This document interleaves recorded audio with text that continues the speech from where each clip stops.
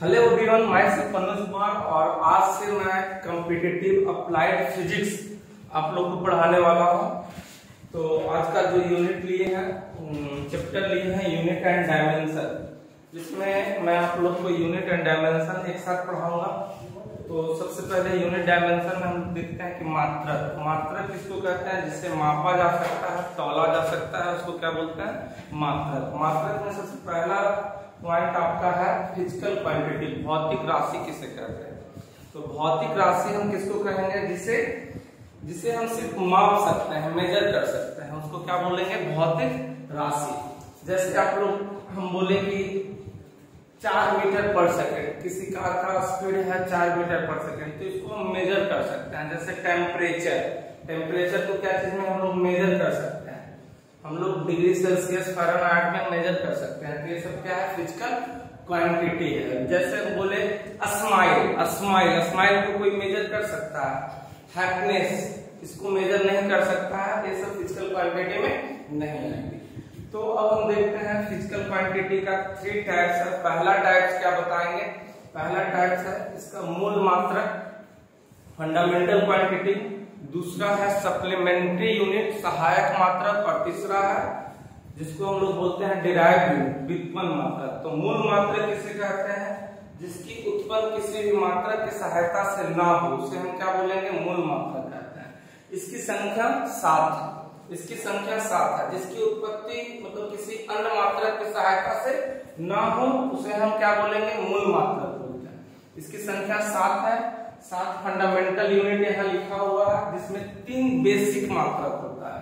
3 basic मात्रक को कौन कौन सा है? लंबाई, जिसके लिए हम लोग यूज करते हैं मीटर। द्रव्यमान, जिसके लिए यूज करते हैं किलोग्राम, एसआई मात्रक। और समय के लिए यूज करते हैं सेकेंड।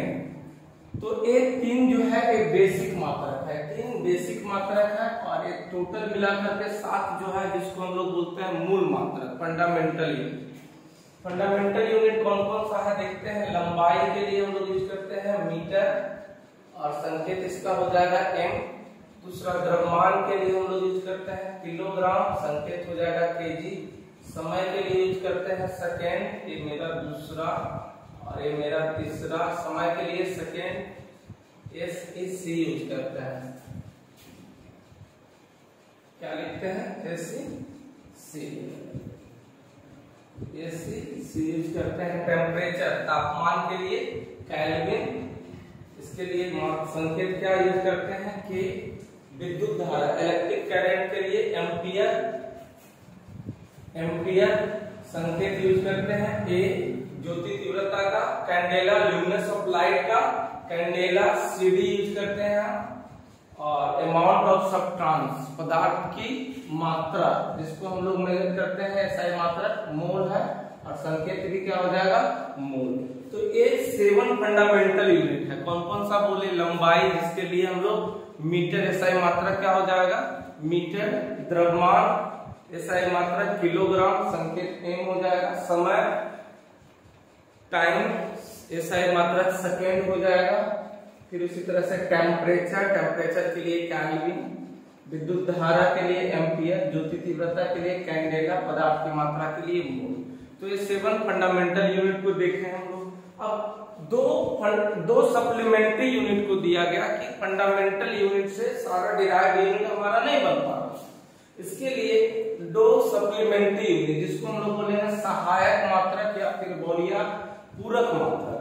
तो 2 सहायक मात्रक के लिए दिया गया कि अब इससे ज्यादा अब नहीं देंगे। 2 सहायक मात्रक आप और दिया गया, ऐड किया गया। एक सम्मेलन हुआ था फ्रांस में 1960, और उसके बाद आफ्टर 1977 में 2 मात्रक और दिया गया था, जिसका नाम है प्लेन एंगल, समतल कोण के लिए रेडियन, और सॉलिड एंगल, ठोस कोण के लिए अस्टेरेडियन, अस्टेरेडियन हम लोग यूज करते हैं, SR भी यूज करते हैं। तो 2 सहायक मात्रक, मूल मात्रक के स्थान पे ये भी इस सहायक मात्रक सप्लीमेंट्री यूनिट दिया गया। ये भी किसी अन्य मात्रक की सहायता से उत्पन्न नहीं किया जाता। प्लेन कोण मतलब समतल कोण, जिसकी 2 रेखा से घिरी कोण को क्या कहते हैं? समतल कोण। ये मेरा हो गया प्लेन कोण। इसका एसआई मात्रा क्या हो गया, रेडियन। और दूसरा सॉलिड कोण, जो इस तरह से कोण बनता है, शंकु में जो कोण देखते हैं इसके नीचे का जो सॉलिड कोण, इसको बोलते हैं सॉलिड कोण।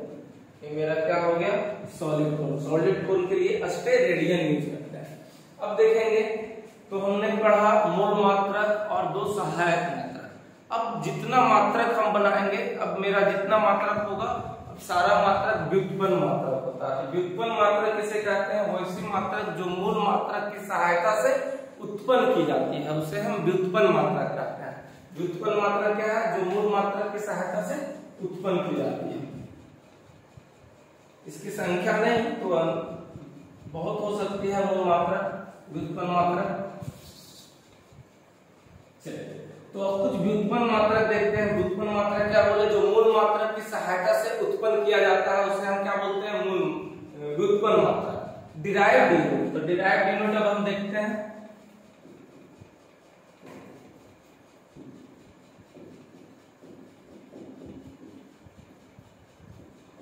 डिराइव्ड यूनिट जैसे कि हम बोले एरिया, क्षेत्रफल। क्षेत्रफल बराबर क्या होता है, लंबाई गुने चौड़ाई। लंबाई के लिए हम लोग क्या यूज करते हैं, लंबाई देखेंगे। लंबाई के लिए हम लोग मीटर यूज करते हैं। चौड़ाई भी एक लंबाई का ही चीज है, लंबाई, इसके लिए भी क्या यूज करते हैं, मीटर। तो यहाँ हो जाएगा मीटर गुने मीटर, तो ये मेरा बन जाएगा मीटर स्क्वायर। ठीक है, संकेत में लिखते हैं m गुने m m। अगला देखते हैं व्युत्पन्न मात्रक। अगला व्युत्पन्न मात्रक मेरा है आयतन। आयतन, आयतन इक्वल टू होता है, आयतन बराबर होता है क्या चीज, लंबाई गुने चौड़ाई गुने ऊंचाई। वॉल्यूम इक्वल टू क्या होता है, वॉल्यूम इक्वल टू लेंथ गुने ब्रेड्थ गुने एच। LBH हम देखते हैं। लंबाई के लिए सही मात्रक क्या है, मीटर। चौड़ाई के लिए भी क्या हो जाएगा, मीटर। और ऊंचाई के लिए भी मेरा क्या हो जाएगा, मीटर। तो ये हो जाएगा क्या है, मीटर क्यूब। अगला देखते हैं तीसरा मात्रक क्या है, वेग। वेग बराबर होता है दूरी बटा समय। दूरी बटा समय। दूरी इक्वल टू क्या होता है, दूरी एक लेंथ का चीज है, तो दूरी को हम लोग क्या चीज में मापेंगे, लंबाई में, और टाइम को सेकेंड में। तो ये हो जाएगा मीटर प्रति सेकेंड। चलिए अगला देखते हैं हम। अगला हम देखते हैं किस तरह से मूल मात्रक की सहायता से अभी तक निकालना। जो भी हम निकालना है मूल मात्रक की सहायता से निकालना। जैसे अब अगला देखते हैं बल, त्वरण, त्वरण, एक्सीलरेशन, एक्सीलरेशन। त्वरण बराबर क्या होता है, वेग परिवर्तन। वेग में परिवर्तन बटा समय, change in velocity by time. अब वेग बटा समय, या फिर बोल सकते हैं वेग बटा समय। वेग बटा समय,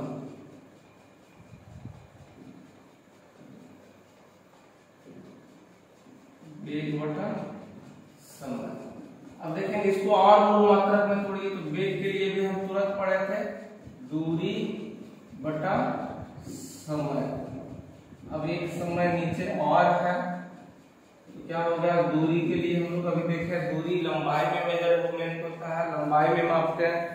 दूरी में लंबाई के लिए हम लोग क्या देखे, मीटर। तो दूरी के लिए क्या हो जाएगा, मीटर। और इस समय के लिए सेकेंड गुने सेकेंड। तो क्या हो जाएगा, मीटर प्रति सेकेंड स्क्वायर। इसी को हम लिखते हैं मीटर प्रति सेकेंड। तो ये हमारा त्वरण का निकल गया। इसी तरह से आगे हम देखते हैं बल। अगला जो व्युत्पन्न मात्रक है मेरा क्या चाहिए, बल। बल बराबर होता है द्रव्यमान द्रव्यमान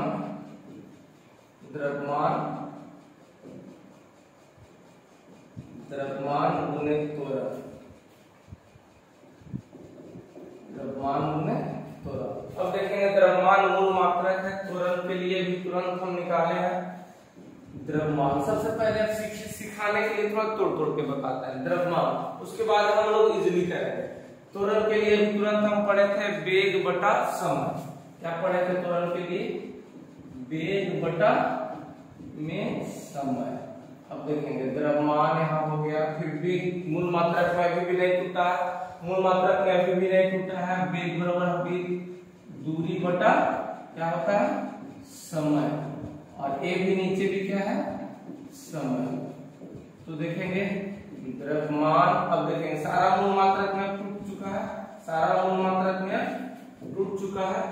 दूरी क्या है? लंबाई का मात्रक है, तो लंबाई का क्या होता है? लंबाई का मीटर। द्रव्यमान का हम पढ़ चुके हैं क्या चीज? किलोग्राम। द्रव्यमान का किलोग्राम। दूरी के लिए हम लोग पढ़े हैं मीटर, और समय के लिए सेकेंड गुने, अरे सेकेंड हो जाएगा, तो क्या हो जाएगा टोटल? केजी मीटर प्रति सेकेंड स्क्वायर। और ये टोटल को हम लोग बोलते हैं क्या चीज? न्यूटन। टोटल को हम बोलते हैं न्यूटन। क्या बोलते हैं? न्यूटन। तो ये मेरा कुछ क्या हो गया? ये मेरा हो गया व्युत्पन्न मात्रक, जिसको हम क्या किए? मूल मात्रक की सहायता से उत्पन्न कर रहे हैं। देखिए वेग को तोड़े दूरी बटा समय, फिर दूरी बटे समय वेग को तोड़े, फिर वेग को फिर मूल मात्रक में लाया दूरी बटा समय, इस तरह से करके। ठीक है, तो अगला हम देखेंगे, अगला मूल मात्रक मेरा होगा दाब। क्या है अगला मूल मात्रक मेरा? है दाब।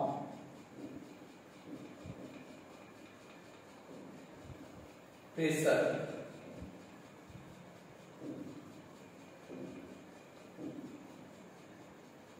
दाब बराबर होता है बल बटा क्षेत्रफल।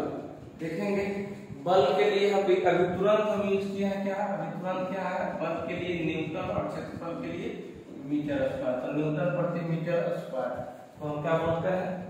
न्यूटन प्रति मीटर स्क्वायर को हम लोग बोलते हैं पास्कल। इसी को हम बोलते हैं पास्कल।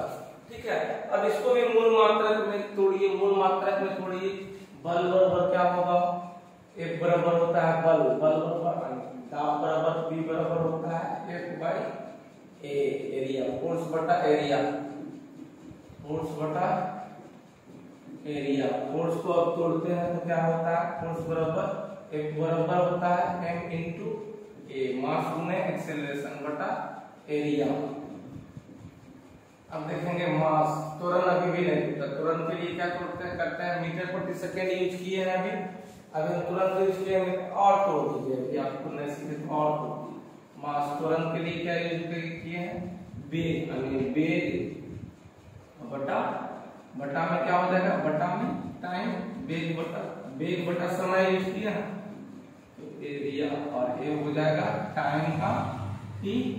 चलिए अब सारा अभी भी नहीं टूटा मूल मात्रक में, फिर से अब इसको और तोड़ेंगे। ये मूल मात्रक है m, ये लंबाई गुने चौड़ाई, इसको एरिया को भी लंबाई गुने चौड़ाई में तोड़ेंगे। ये हो गया आपका मास m, कैपिटल M मास। वेग को क्या तोड़ेंगे? डिस्टेंस बटा टाइम में तोड़ेंगे, और एरिया को लेंथ गुने ब्रेथ में तोड़ेंगे, और टाइम एक और हो जाएगा, टाइम एक और एक वाला हो जाएगा। अब देखेंगे सारा मूल मात्रक में मेरा टूट चुका है। तो मास के लिए क्या यूज करेंगे? केजी मूल मात्रक होता है। दूरी के लिए, दूरी मीटर, लंबाई का चीज है, दूरी के लिए क्या चीज? मीटर बटा लंबाई के लिए फिर से मीटर, चौड़ाई के लिए फिर से मीटर, टाइम के लिए सेकेंड गुने ये चीज सेकेंड। देखेंगे मीटर मीटर कट हो जाएगा, क्या बचेगा? किलो प्रति मीटर सेकेंड स्क्वायर, और इसी को हम बोल दिए थे पास्कल। ठीक है, तो ये कुछ व्युत्पन्न मात्रक है, कुछ व्युत्पन्न मात्रक है। अगला हम व्युत्पन्न मात्रक देखते हैं संवेग, मोमेंटम, मोमेंटम, संवेग, संवेग,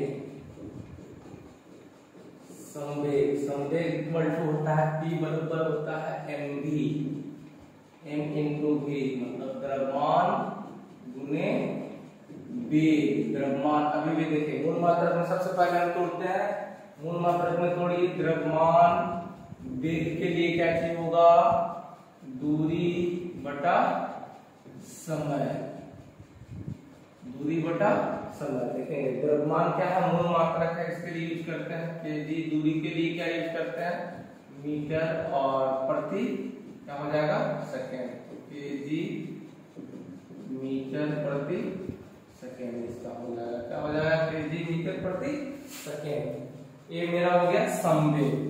अगला व्युत्पन्न मात्रक यूज करते हैं, अगला व्युत्पन्न मात्रक यूज करते हैं प्रतिबल, स्ट्रेस।